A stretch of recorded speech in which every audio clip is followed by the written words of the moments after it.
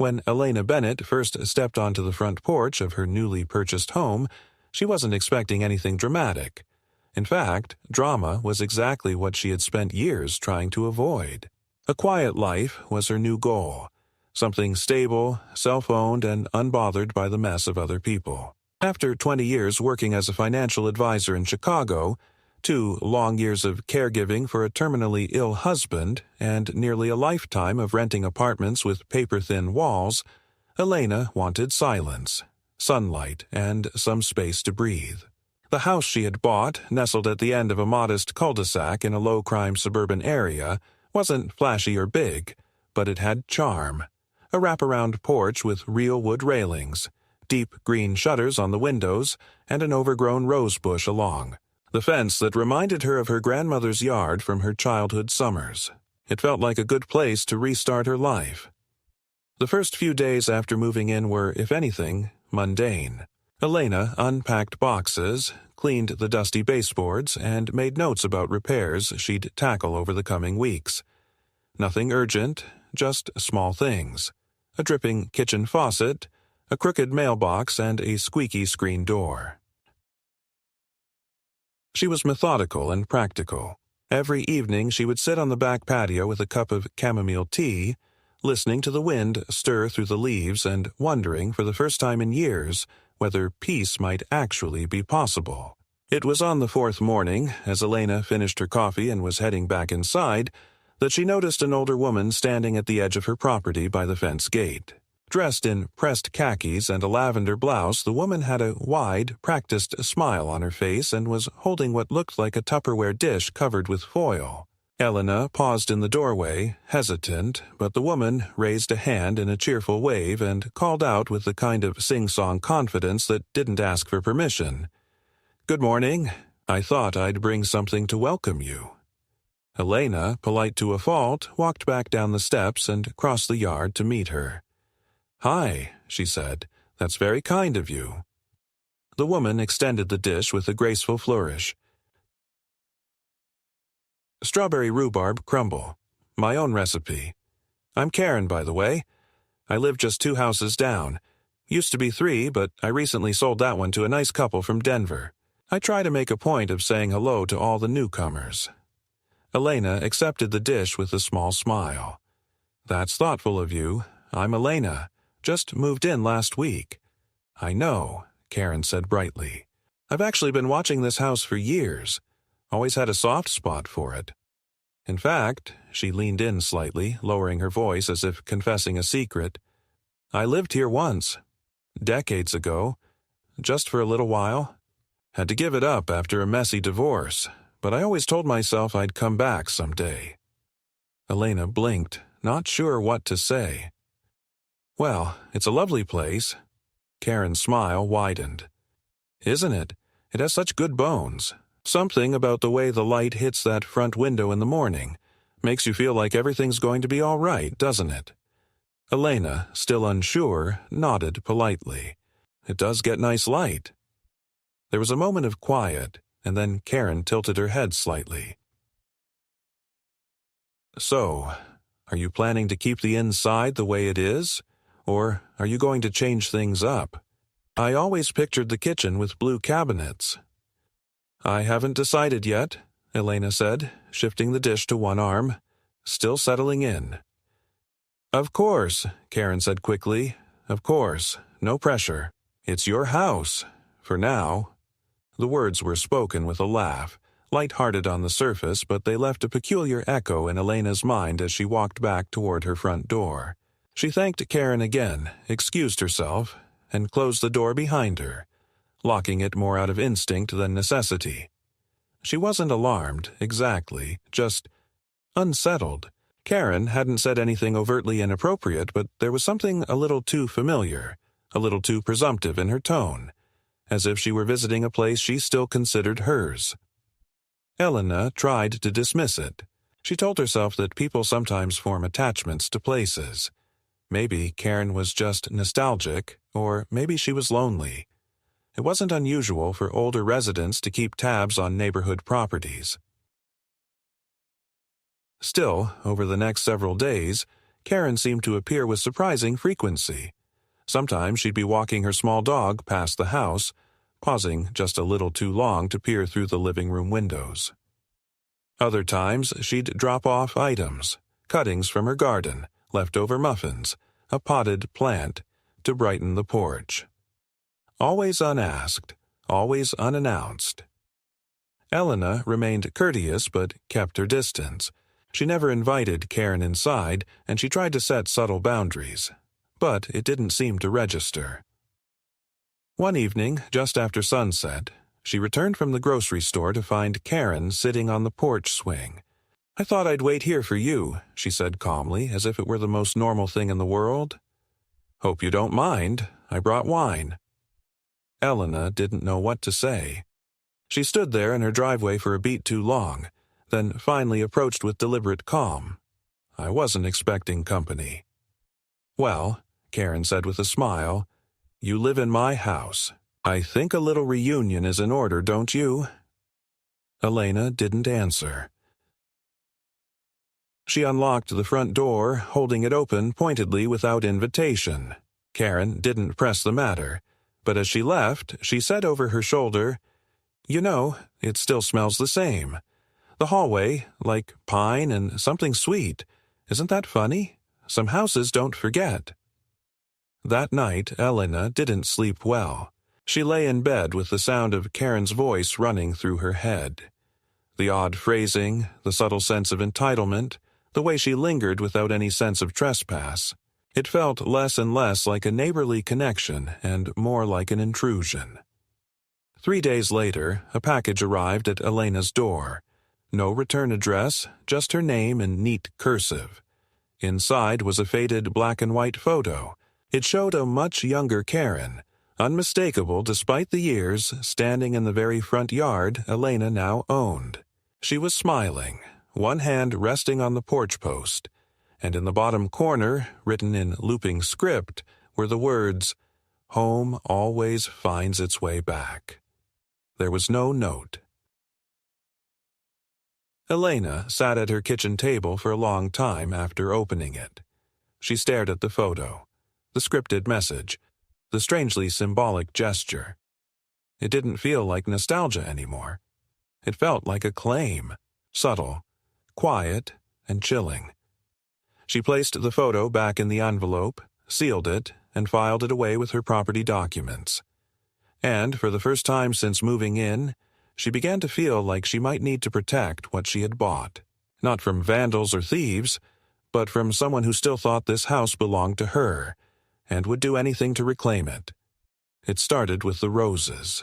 One morning, about 10 days after the photo arrived, Elena stepped outside to water the garden and noticed something different. The wild old rose bush near the fence, unruly and mostly thorny, had been carefully trimmed overnight. Not just trimmed, but shaped, pruned like a topiary into a low, rounded arc. She hadn't touched it herself yet. She'd planned to hire a gardener next month to tame the mess. But someone had clearly done the work for her, and done it with skill. Sitting on top of the trimmed branches, secured with a green ribbon, was a small handwritten card that read, "It was time she got some love again. K." Elena stood frozen for a full minute, hose dangling in her hand before walking back inside. She didn't call the police. It wasn't technically vandalism and no damage had been done. But the boundary had been crossed unmistakably. She paced the kitchen, heart beating faster than she liked. Someone had come onto her property, touched her things, made decisions about her home. And while she suspected who, she had no proof. Not yet. That night, she bolted every door, pulled the curtains, and double-checked the garage. Nothing seemed out of place. But the next morning, the porch swing was gently swaying, though the air was still. Another card lay on the seat. "Feels just like it used to. I almost heard the wind chimes again." Elena threw that one in the trash. Then came the incident with the mail. She had noticed for a few days that her mailbox seemed unusually full. Brochures, magazines she never subscribed to, flyers for local events. On one occasion, she found 3 identical postcards advertising a piano tuning service, all addressed to Karen L., with her home's address. Another day, a real estate flyer arrived with a bright red circle drawn around a photo of her house. Across the top, someone had written in black ink, "Off-market opportunity, private sale, reclaiming heritage." She called the postal service to report the misdelivered mail, but the woman on the line merely said, "Sometimes there's a delay in updates." If the previous resident filed a temporary forward instead of a permanent one, things can get strange. That same afternoon, Karen appeared at her door again. This time, she didn't bring food. She wore a powder blue blouse, crisp white pants, and a smile that made Elena's skin crawl. "I noticed you've been getting my mail," she said, as if commenting on the weather. "Don't worry, I filed the correction, but in the meantime, if anything arrives with my name, I'd appreciate it if you just left it on the porch. I'm here often enough." Elena didn't move from the threshold. She didn't open the door all the way. "Karen, please stop coming here. I've asked you before. This is my home. I'd like you to respect that." Karen's smile didn't falter, but her eyes cooled. "Oh, I respect it. I do. I respect the journey. Change is hard. But this place, it remembers me. I'm not trying to take it from you. Not yet, anyway." That was the first time Elena felt real fear, the cold, logical kind that settled behind the ribs and made her breath tighten. Karen wasn't joking. There was no laughter in her voice. She turned and left without waiting for another word, walking slowly down the driveway with the deliberate calm of someone who had all the time in the world. 2 days later, Elena found her trash bins tipped over. The contents, banana peels, receipts, packaging, were scattered across her driveway. She cleaned it up without thinking much of it until she noticed her recycling bin had been opened and several documents were missing. Old bank statements she had shredded only once, junk mail that included her full name and new address. A vague memory surfaced, Karen once mentioning she did consulting work in records management. Had that been a lie? Had she taken those documents? The thought made Elena's stomach churn. She began to keep lights on at night. She checked the locks twice before bed. She started photographing her property every morning and evening, tracking any changes. Her phone was filled with images of flower beds, doors, fences, documentation in case she needed it. Still, Karen never did anything overt. She didn't break windows, didn't scream or throw things. She didn't need to. Her methods were quieter, more corrosive, psychological. Elena considered calling the police but hesitated. What would she report? That a woman trimmed her roses and walked too slowly? That she claimed to hear wind chimes? The first official threat came in the form of a letter, slipped under her door in a large cream envelope. It wasn't mailed. Elena found it when she went to lock the front entrance one night. The envelope had her name in a curling hand, and inside was a single page of thick, textured paper. Typed neatly in formal legal language, the letter stated that there was a pending informal petition to dispute rightful occupancy of residence known as 417 Maple Ridge Lane. It cited unspecified verbal agreements made between prior owner and long-standing party of interest, claimed historical presence, and referenced oral contract precedents. No signature, no return address. At the bottom, in script, "This is not a threat, it's a courtesy." Elena stared at the page, then reread it. She knew enough about law to understand it was nonsense. There was no legal basis for any of it. But it wasn't meant to win in court. It was meant to shake her confidence. And it worked. That night, she didn't sleep at all. She lay awake, going over every detail of her property purchase, wondering if she had overlooked something, if there had been a loophole, a hidden clause. She emailed her real estate lawyer first thing in the morning and scheduled a full document review. The lawyer assured her there was no issue. Title was clean. The deed was hers. Still, the unease lingered. It got worse. Within a week, neighbors began to act strangely. Mrs. Holbrook, who had once brought over a welcome pie, now barely nodded in passing. A man she'd seen walking his dog every morning stopped making eye contact. One evening, she overheard someone muttering the word squatter as she walked past a cluster of residents chatting near the end of the block. The narrative was shifting. Somehow, without permission, Karen had inserted herself into the neighborhood's memory. Elena, the actual homeowner, was now the outsider. One morning, she opened the front door to find a folded flyer tucked under her welcome mat. It was printed in color and featured an old photo of the house from 20 years ago, faded and grainy, with the words, "She promised it would return to me." The promise lives. Justice will come. No name, no contact, just that message. Elena made another call, to a private security firm this time. She didn't want a guard, just better locks, a camera system, and an expert to walk the perimeter and assess for blind spots. When the man arrived, he was quiet and professional, but even he raised an eyebrow when she explained her situation. "Sounds like psychological squatting," he said. "Seen it a few times. One woman pretended to be the owner for so long that the neighbors stopped asking questions. Took 6 months and a restraining order to get her out."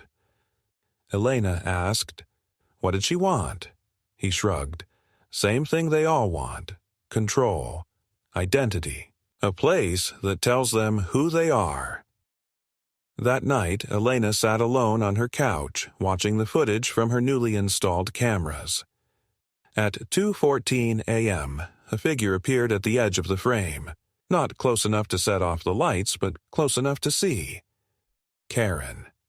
Standing perfectly still at the sidewalk, staring up at the house.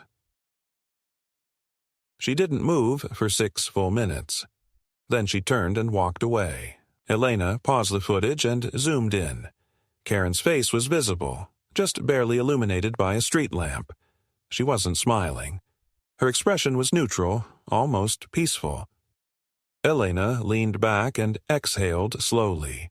The game had changed. It wasn't about friendliness anymore. It was about territory. And Karen had just declared war. The first real escalation wasn't loud. It wasn't explosive or dramatic. It was subtle, deliberate, and precisely the kind of psychological squeeze that would go unnoticed by anyone not living inside the storm. Elena had hoped the new security measures would serve as a deterrent, or at the very least restore some feeling of control. But Karen wasn't the type to be deterred by hardware or paperwork.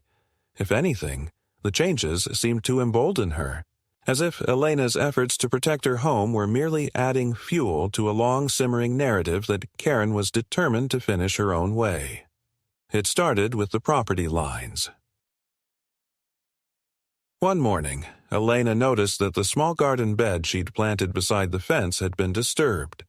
The newly rooted rosemary and lavender were gone, ripped up completely, and in their place sat a row of small stones, perfectly lined up, forming a crude boundary along the strip of grass. Elena didn't touch them immediately. She just stood there, arms folded, trying to keep her breath even. There was no note this time, no card with curling handwriting, but the message was clear. This is not yours. Hours later, she opened her email to find a message from the Neighborhood Association chairwoman, titled Shared Space Clarification. The email was polite, even friendly on the surface, but inside it were subtle references to long-standing neighbor, dynamics, and a request to respect visual continuity and neighborhood harmony near shared borders. The word border was underlined. Elena responded calmly, providing a copy of the original survey from her home purchase, which showed the property lines unambiguously in her favor. She didn't receive a reply. The following week brought more misdirection. Trash bins were again overturned, but this time selectively. Only the compost bin, which Elena had positioned carefully away from the windows to avoid smell, was emptied and dumped across her walkway. The stench of rotting peels and soaked cardboard filled the air for days. The sanitation service claimed the mess must have been animals. Elena wasn't convinced. She asked a neighbor across the street if their bins had been tampered with. They hesitated before saying, "I wouldn't know. Karen usually takes mine out for me." Then came the incident with the gate. One morning, Elena found the side gate, always secured with a padlock, slightly ajar, swinging in the breeze. There was no sign of forced entry, but the lock had been replaced.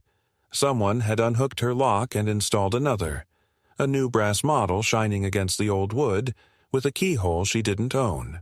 She stared at it for several minutes, trying to make sense of what she was seeing. It wasn't a break-in. It was worse. It was a message. You don't control the access points anymore. Elena called the locksmith, had the lock removed and replaced again, and changed every key to her property, including the garage and basement doors. But the damage wasn't the gate itself.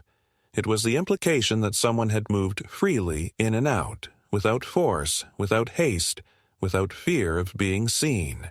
When the contractor came to repair the mailbox, which had been dented sometime overnight, he found something strange buried just beneath the concrete. A small metal tag, thin and rusted, with the initials KL etched crudely into the surface.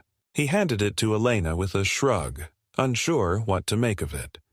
She took it silently, feeling the weight of it far more than its physical mass. It felt like a calling card. Not a signature, but a claim.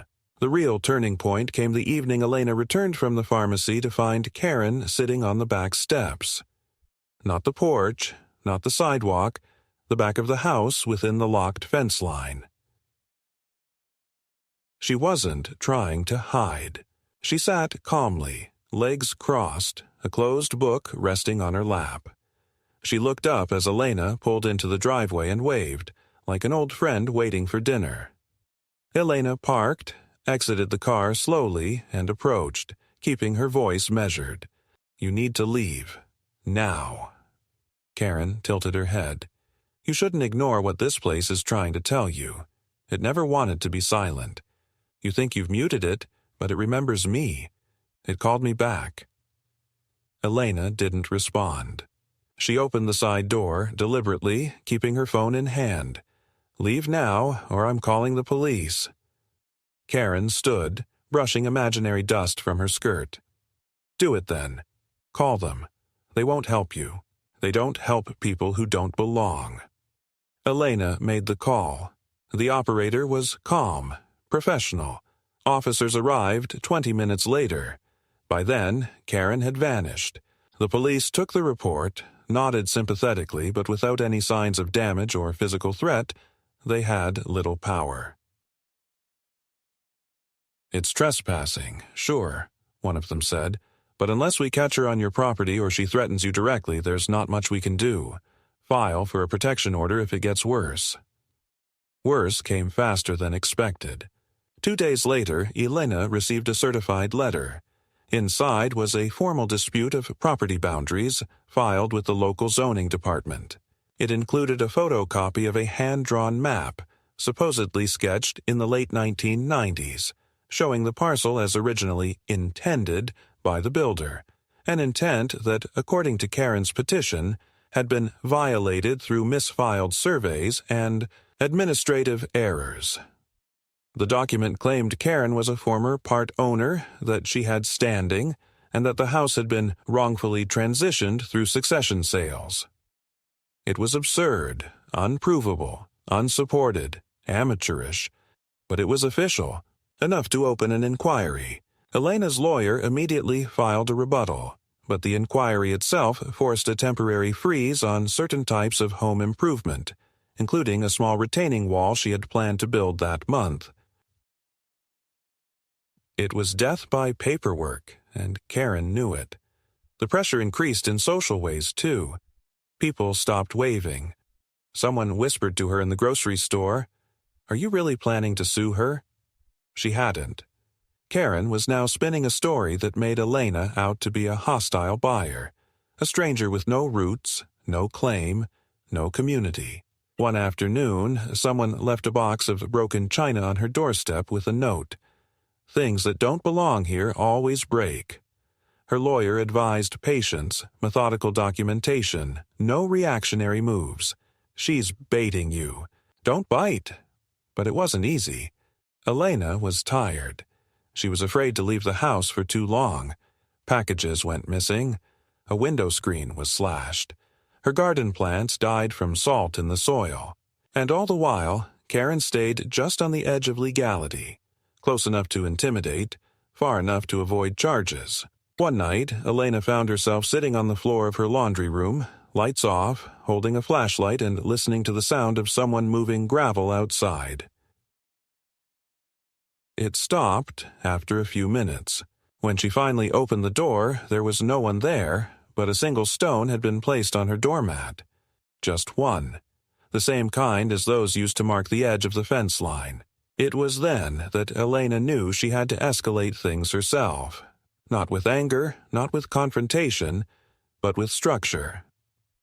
The next morning, she contacted a conflict resolution specialist who had worked with her firm in corporate disputes. He agreed to take the case pro bono as a personal favor.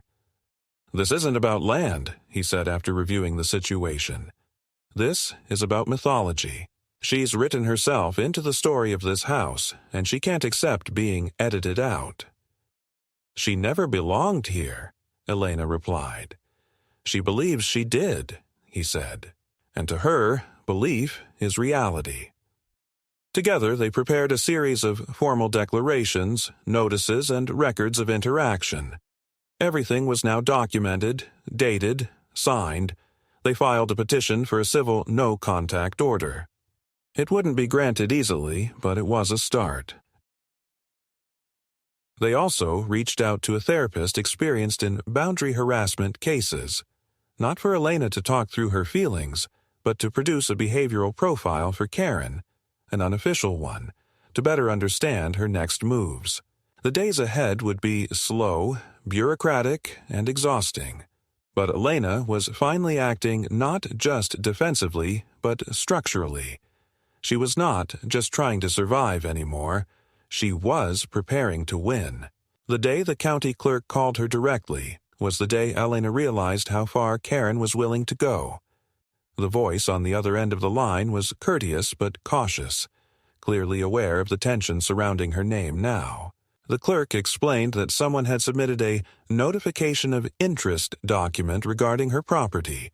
Nothing legally binding, just a bureaucratic form typically used by heirs to express involvement in future inheritance proceedings. The clerk admitted it was unusual, considering the property had a clean title and Elena had no relation to the previous owners, but the document had included a hand-signed letter describing Elena as a temporary caretaker and Karen as the only rightful familial claimant under verbal trust. It wasn't enough to change anything formally, but it was on the record now, and it meant any future transactions, sales, loans, even certain renovations, would require additional verification until it was cleared. Elena thanked the clerk and hung up slowly, the silence in her kitchen suddenly heavy. The walls of the house, once a sanctuary, now felt as though they were listening. The most insidious part was the way Karen continued to walk through the neighborhood like nothing had changed. She waved to neighbors, cooed at children, complimented gardeners. She baked things. She hosted casual lawn chair meetups on her own driveway, where she never mentioned Elena by name but always referred to the poor woman stuck in transition over at my old place. Elena, keeping her head down, tried to ignore the passive glances, the half-smiles, the way people began talking just a little quieter when she walked by. It wasn't everyone. Some remained friendly, but the doubt was growing, and Karen knew exactly how to feed it without ever breaking a single law.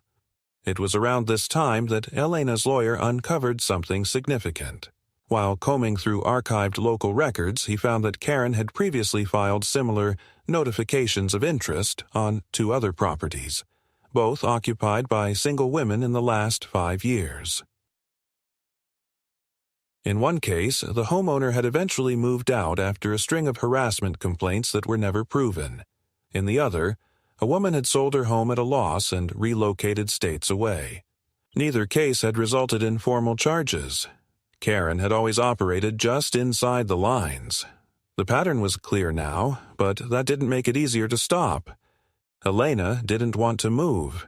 Not out of pride, not anymore. She didn't want Karen to win, but more importantly, she didn't want to be erased. Because that's what it felt like. Erasure. Every step Karen took, every whisper, every postcard slid into her mailbox with poetic lines like, "The bones of this house still know me," was a calculated effort to overwrite Elena's place in her own home, to turn her into a placeholder, a character in someone else's story. The no-contact petition was still pending in court, delayed by Karen's refusal to accept the delivery of the order. 3 failed attempts had already occurred. The process server reported that Karen simply refused to come to the door. "She knows the game," the server told Elena. "If I can't hand it to her, the timeline doesn't start." Elena authorized alternative service through publication, but that would take another 3 weeks. One evening, Elena returned home to find her front door marked with something faint but deliberate. A chalk symbol, circular with an X drawn through the center. At first glance it looked like a child's doodle, maybe graffiti, but something about the way it was placed, centered at eye level, carefully drawn, made her stomach tighten. She didn't touch it. She called the police again. An officer came out, took a report, and offered to increase patrols. "But unless we catch her in the act," he added again, "it's just vandalism." It wasn't just vandalism. It was language, a symbol, a claim. That night, Elena sat in her living room and didn't turn on the lights. She sat there for over an hour, watching the yard through the curtains, her phone recording on silent. No one came, but she felt the presence, as absurd as that sounded, like something just out of view. When she finally went to bed, she slept with the hallway light on for the first time in 20 years. The conflict resolution specialist suggested they attempt contact through a mediator, not to make peace, but to force clarity. "She thrives in ambiguity," he explained. "Force her to say something specific. It might not hold up legally, but it'll strip away the fog." Elena was hesitant but agreed. A letter was drafted. Short, direct, polite, requesting that Karen meet with an independent mediator to clarify her claims regarding the property. The letter was delivered by courier. Karen accepted it with a smile, thanked the courier, and dropped it into the garbage before she even walked inside. 3 days later, Elena's name appeared on a local community blog in an anonymous post. The piece was titled, "When Outsiders Ruin the Spirit of a Neighborhood." It didn't mention addresses or specifics, but it referred to a certain cold woman from the city who had shut herself inside a house she doesn't understand. The post described a beloved home stolen by title, but never in soul, and ended with the line, "Some homes cannot be bought. They can only be reclaimed." It wasn't hard to figure out who had written it, and it wasn't hard to see who had started sharing it. Elena's inbox was flooded with strange emails for the next 2 days, unsolicited quotes from old poems, vague threats, even offers to buy out her share of the property for the sake of local peace. She changed her number. She changed her locks again. She closed the blinds and refused to answer the door unless it was the police or her lawyer. And through it all, Karen's presence remained quiet, patient, and steady, walking past the house each morning, waving if she caught Elena's eye, always smiling. One afternoon, Elena stood by her kitchen sink and watched Karen stop in front of the house and stare up at it for nearly 5 full minutes. She didn't move. She didn't blink. When she finally turned to walk away, she spoke just loudly enough for Elena to hear through the open window. "It'll be mine again. Not because I take it, because it remembers me." Elena didn't respond. She didn't yell or cry or slam the window shut. She just watched her go, and for the first time she didn't feel fear. She felt resolve. The line between harassment and possession had blurred. This wasn't just about Karen anymore. It was about the story people tell themselves about what they're owed. Elena understood now that Karen believed, genuinely, perhaps even religiously, that this house belonged to her, that the years she had lived here before, however brief or delusional, had created an unbreakable tether. She wasn't trying to take the house. She was trying to erase Elena from it entirely. The air in the house changed before anything else did. It wasn't visible. It wasn't even audible, but it was there. A tension, like pressure before a storm, like static that hadn't yet decided where to ground itself. Elena noticed it first in the way the floors creaked differently, as if the house had started breathing shallowly. She noticed it in how her own movements felt slightly out of sync, how every sound, distant footsteps, the knock of a pipe, the rustle of wind against a window, seemed magnified. She wasn't becoming paranoid. She was becoming aware, fully, helplessly aware that she was no longer just dealing with a woman making petty gestures and filing meaningless papers. Karen had shifted tactics. She had escalated, and this time, the strategy wasn't about presence. It was about removal, not her removal. Elena's. It began with the package. Delivered by hand, no return address left on the porch in the early morning hours. A plain cardboard box, heavy enough to require 2 hands. Elena found it when she opened the door to grab the paper. She brought it inside cautiously, placing it on the kitchen counter, staring at it for several minutes before slicing it open. Inside were dozens of old household objects, yellowed curtains, chipped mugs, a tarnished silver spoon, a faded photograph of a child in a swing, a folded linen with a handwritten label that read, "Bathroom Master." At the bottom, a note in looping cursive, "Returning what's mine so you don't forget who this home belongs to." Elena backed away from the counter slowly, her breath coming, shallow and sharp. She didn't touch the items again. Instead, she took photos, packed everything back inside, and carried the box straight to her lawyer's office. He nodded as she placed it on his desk. "This is psychological warfare," he said quietly. "She's setting the stage to claim emotional tenancy, a history. She's not just trying to scare you. She's trying to establish memory as ownership." A week later, someone filed a request for a title investigation at the county office. Karen's name wasn't listed on the request, but the content was familiar. It questioned the chain of ownership going back 2 decades, citing possible administrative misfile and informal agreements not represented in title history. The office was required to review it, even if only to dismiss it, and the process delayed Elena's ongoing efforts to refinance her mortgage for better rates. The lender, spooked by the flags on the title, placed a temporary hold on the application. Elena wasn't in danger of losing the house, but the implications were clear. Karen was attacking through every bureaucratic vein she could reach. The social pressure followed. 2 lawn signs appeared on the corner of Elena's block one morning. One read, "Respect Community Heritage." The other, "Some Stories Can't Be Bought." They weren't directly connected to her name, but they stood a few feet from her driveway. Her complaints to the neighborhood association were met with indifference. "We can't regulate free expression," the chairperson said. "Technically, those aren't on your property." But everyone knew what they meant. Elena started documenting every incident with obsessive detail.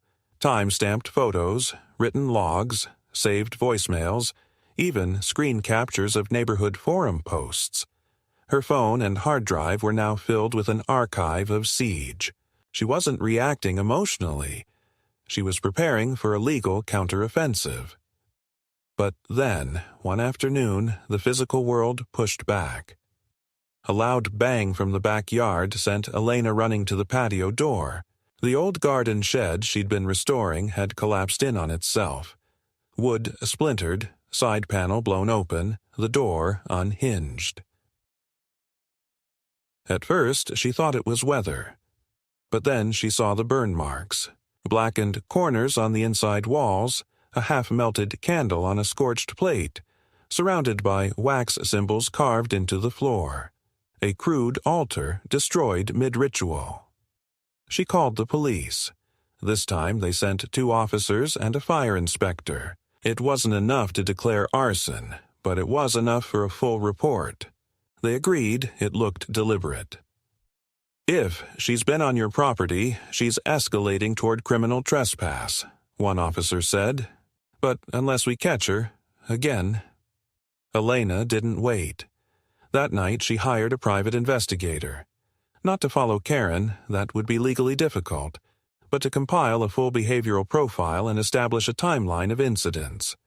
The investigator, a former civil fraud analyst, was methodical and deeply familiar with subtle coercion tactics. After reviewing Elena's records, he said, "This is classic displacement preparation. She's trying to create a version of history where you never belonged here at all. If she gets even one agency to question your position, she'll use that as leverage to initiate a dispute cascade. One document prompts another, and suddenly you're spending months defending something that's already yours." The PI also found something new. Over the past 5 months, Karen had submitted more than a dozen anonymous complaints to city services. Noise, violations, code issues, even fabricated reports about dangerous structures. Most had been dismissed, but each one generated paperwork. Each one added weight to the illusion of a pattern. "She's not aiming for the win in court," the PI explained. "She's building the myth. You're the squatter in her home, and every act she takes reinforces that narrative." Elena's lawyer recommended a coordinated response. Simultaneous filings with 3 city departments to reaffirm ownership.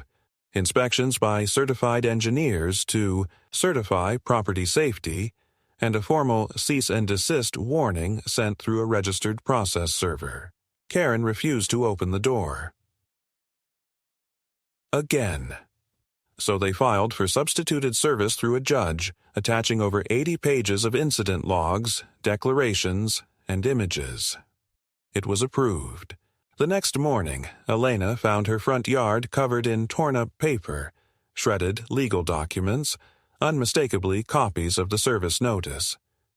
They had been doused in water and plastered across her porch in a sticky, soggy paste. On her front step, in large black letters painted on cardboard, was a single phrase, "Eviction of the spiritless." The police responded again. This time, they assigned a detective to the case. Karen was questioned, warned, and officially listed in the system under a harassment watch. She denied everything. She smiled throughout. "I'm just trying to reconnect with something I lost," she said to the officer. "Is that so wrong?" Elena met with the detective privately afterward.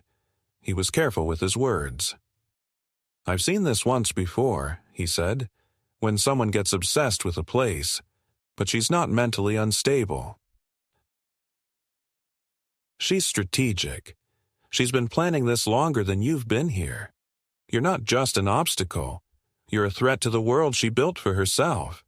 And people like her, they don't stop. They just shift methods." 2 nights later, a car drove slowly past Elena's home 5 separate times between 1 a.m. and 3 a.m. Her security footage caught it. Same license plate, same driver. Karen. Always in the same car, always pausing at the end of the driveway, always looking at the front windows. The court date for the restraining order was scheduled. Elena would have to testify. Her lawyer prepared her for it, told her to stick to facts, not emotion. "You're not here to be a victim. he reminded her. "You're here to prove you're the rightful, legal, current, and permanent owner." On the morning of the hearing, a letter was taped to her windshield. "Courts can't erase memory. This place remembers me. Even if they don't." Elena removed it without comment, walked back inside, changed her jacket, and drove to the courthouse. The hearing was brief. Karen arrived 15 minutes late, smiling as she entered. She represented herself. She spoke eloquently, with flourishes of literary language, claiming emotional connection, betrayal, decades of spiritual belonging, and unofficial tenancy of the heart. Elena, in contrast, laid out her documents, her logs, her photos, her reports. The judge didn't indulge the poetry. He issued a temporary restraining order pending full review. It was a technical victory. But as Elena drove home, she knew the real battle had just begun. Because Karen didn't need to be next door to keep poisoning the ground she had claimed with memory and obsession. The house wasn't just a structure anymore. It was a contested reality. And Elena had just become its last line of defense. The night before it all came to a head, Elena sat in the far corner of her living room, light off, a blanket around her shoulders, and the quiet hum of her newly upgraded security system the only sound she trusted anymore. The silence wasn't peaceful. It had become a kind of performance, a forced stillness that felt less like calm and more like a breathing space between attacks. She had stopped trying to pretend this was just a property dispute, or that Karen would eventually get bored or redirected by some other fixation. She had long passed that hope. What she was living through wasn't just obsession. It was something deeper, darker. A delusion weaponized through precision, engineered to destabilize her without ever breaking a single law loud enough for a clean arrest. She had faced legal complaints, vandalism, psychological manipulation, and character assassination, all delivered with surgical subtlety and cloaked in civility. But it was the smile that haunted her the most. That calm, unwavering smile Karen wore as she wove her alternate version of reality into every crack in the neighborhood. It had become something parasitic, and no injunction would ever fully kill it. At 2:42 a.m., the alarm on the side yard tripped. Elena didn't panic. She stood calmly, went to the monitor, and watched the grainy feet of a figure scaling the short fence with remarkable ease. Karen was dressed all in gray, her hair tied back, her movements fluid but careful. She wasn't hiding from the camera. She looked directly into the lens before crossing the garden toward the back of the house. She wasn't carrying a weapon or a bag, just a folded piece of paper in one hand. Elena called the police first, giving her address and stating clearly that a trespasser was on her property, violating an active restraining order. The operator confirmed the dispatch and asked her to stay inside. Elena didn't respond. She was already heading for the back door, not to confront, not to threaten, just to be present. Karen needed to see that she wouldn't disappear.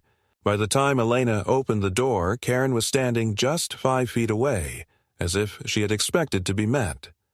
Her face was calm, unbothered by the flashing motion sensor light that threw sharp shadows across the yard. She didn't speak at first. She held up the paper slowly, as if offering a peace treaty. Elena didn't take it. Karen's voice was soft, but clear. "You can end this now. I've written a relinquishment agreement. You sign this and I'll go. No police, no press, no more late-night visits, just a clean handover. You can even keep a portion of the house, the front rooms. That's all I need, to restore the original balance." Elena didn't move.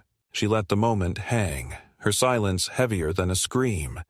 Karen's smile wavered, just slightly. "You think I'm the only one who feels this? You think the house doesn't know me? I've walked through these walls in dreams. I've heard it breathe. You're trying to live in something that was never yours to inhabit. You've been an interruption, Elena, not an owner. You need to leave, Elena said calmly. The police are on their way. Karen's hand holding the paper trembled. I made this home. You don't understand. I painted the nursery. I planted those trees. I bled here. And you just signed a paper and walked in like that meant something. It does mean something, Elena replied. It means I respected the rules that protect people from being terrorized by ghosts like you. Karen's face twisted, not in rage, but in something closer to heartbreak. You'll never belong here, even if they tell you it's legal. Even if the system sides with you. This place remembers me. You'll always feel it. The sound of sirens began to rise in the distance, faint but coming closer. Karen turned her head toward the street, and for the first time her confidence faltered. She stepped back just once, then dropped the paper at Elena's feet. I tried to do this kindly, she said. No, Elena replied. You tried to do it quietly. Karen didn't answer. She turned and walked calmly toward the side gate, stepping over the row of stones she had once placed there herself. She didn't look back. When the police arrived, she was already in her car, engine running, parked 2 houses down. She didn't flee. She rolled down the window and smiled as they approached. Elena didn't go outside to watch her be taken in. She stayed inside and waited, breathing quietly, letting the adrenaline drain slowly from her limbs.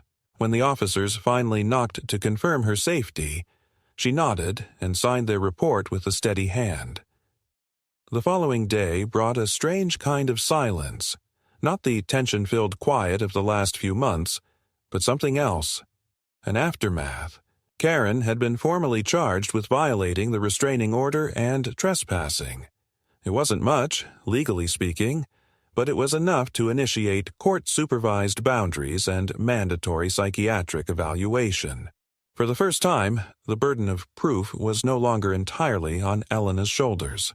She wasn't alone in documenting anymore.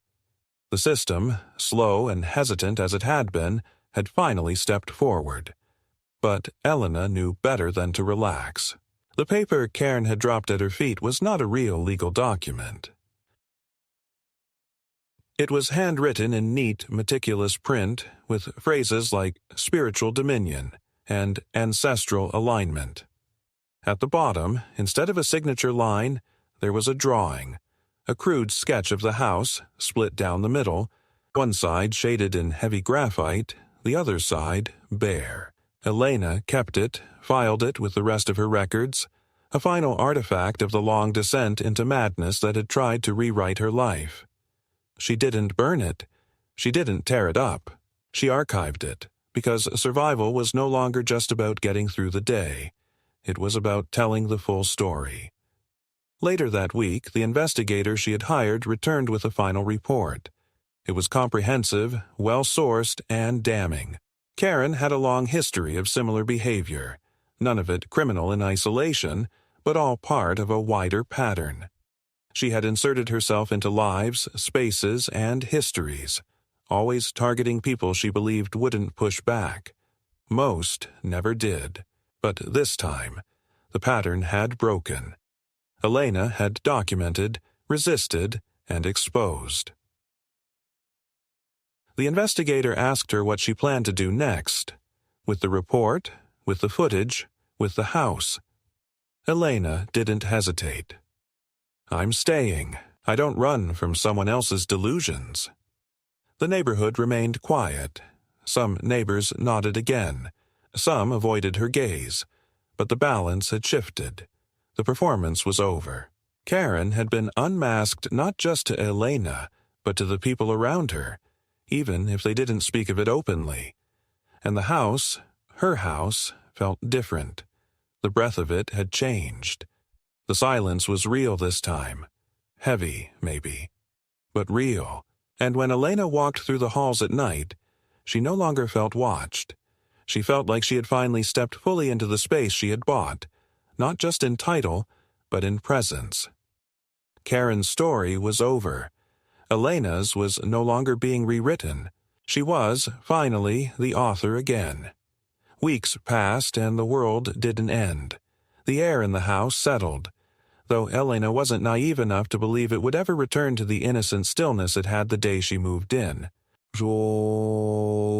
That version of peace had been shattered, irreversibly, but something else had taken its place, something harder, quieter, but more rooted. She had survived the storm, not as someone rescued by others, but as someone who built a foundation in the middle of it and refused to be washed away.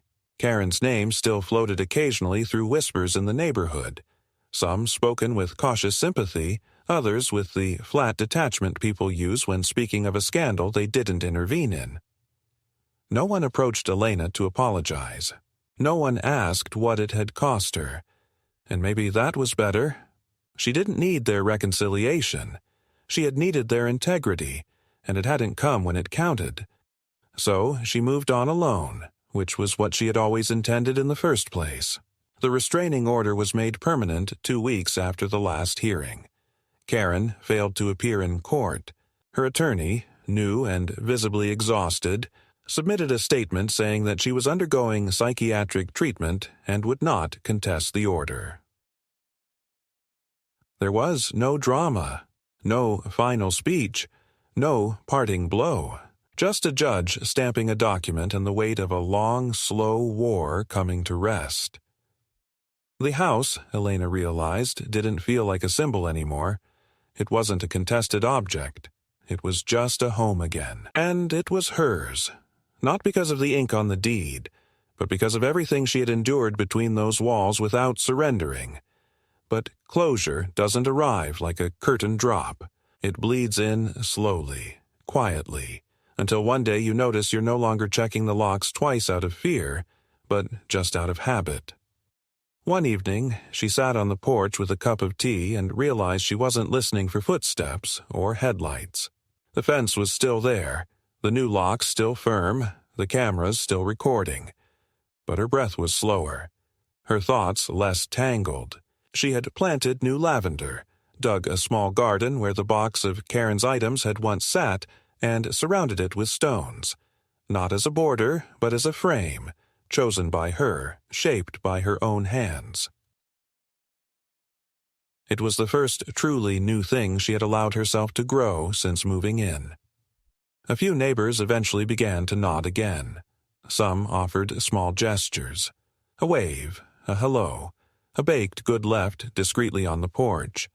Elena didn't reject them, but she didn't invite anyone in. She had learned that boundaries were not just physical things. They were agreements, and trust, once broken, had to be earned in quiet ways, not demanded with smiles. The investigator closed his file and mailed her a final copy, stamped and indexed. She stored it in the safe, not out of fear, but as a reminder of the work it had taken to remain standing. Her lawyer advised her to let the public record rest, to avoid interviews, articles, or lawsuits unless something changed. "You've already won," he said. "You don't need to shout about it." And she agreed. This wasn't a victory to perform. It was a life to resume. One morning, as spring finally pushed through the last grip of winter, Elena received a letter with no return address. Inside was a photo, her house taken from across the street in soft morning light. On the back, in elegant handwriting, it said only, "I understand now. You never took it. You just saw what I couldn't let go." She stared at it for a long moment. Then she tore it in half and threw it away. Closure didn't mean forgiving delusion. It meant rejecting it. Later that week, she hosted her sister and nieces for the first time. They stayed 2 nights laughing loud enough to echo through the halls Karen once called her own. No one spoke of what had happened. No one needed to. The house felt full. Not of ghosts, not of tension, but of life. Of new footsteps on the hardwood, of shared meals at the kitchen table, of music from a speaker left playing late into the night. As they pulled away on Sunday afternoon, her youngest niece rolled down the window and shouted, "This is the best house ever, Aunt Elena." Elena smiled, not because it was dramatic, not because it was poetic, but because it was finally just true. And in that moment, with the wind pushing gently through the new garden, with no letters on the step and no eyes in the dark, she allowed herself to believe it. She wasn't living in someone else's past anymore. She was finally home,